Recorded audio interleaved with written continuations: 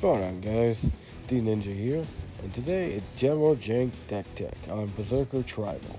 Berserker Tribal is a very fun aggro deck, and we'll be going over the board wipes, the creatures, the removal spells, and my final thoughts on the deck.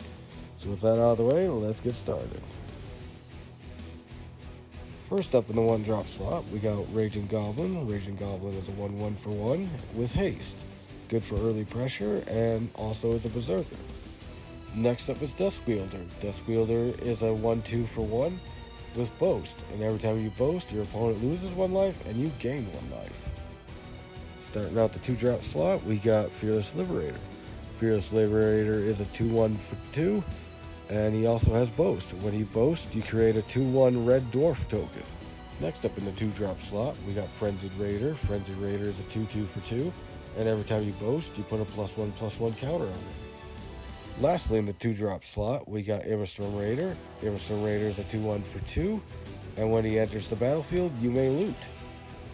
The only card we play in the 3-drop slot is Breakneck Berserker. Breakneck Berserker is a 3/2 with haste.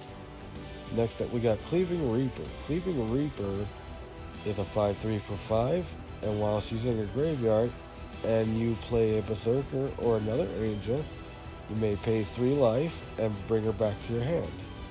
Next up is arguably the best card in the entire deck. We have Eradicator Valkyrie. Eradicator Valkyrie is a 4/3 for 4 with flying, lifelink, and protection from planeswalkers. She also has Boast, which allows you to sacrifice 1 creature, and your opponents must sacrifice a creature. Next up, we got Burning Rune Demon. Burning Rune Demon is a 6/6 for 6. When he comes into play, you may look at 2 cards in your library.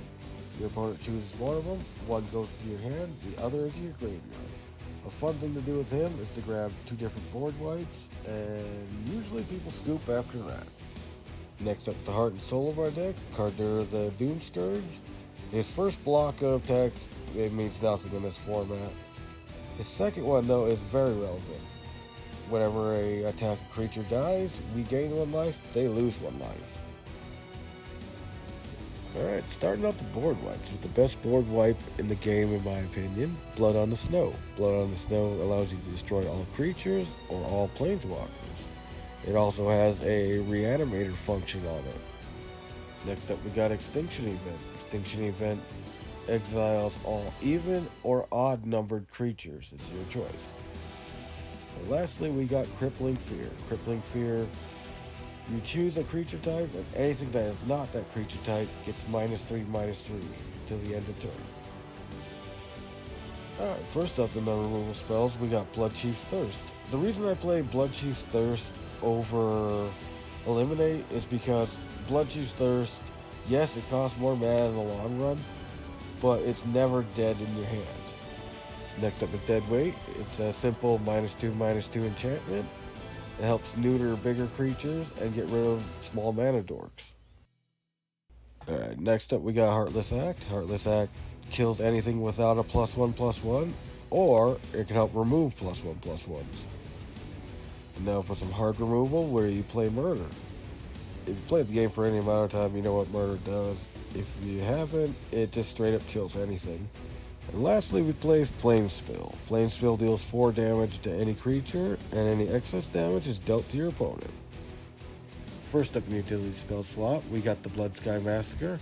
The first part of the saga gives you a 2/3 demon with menace. The second part, for every berserker that attacks, you lose 1 life, draw 1 card.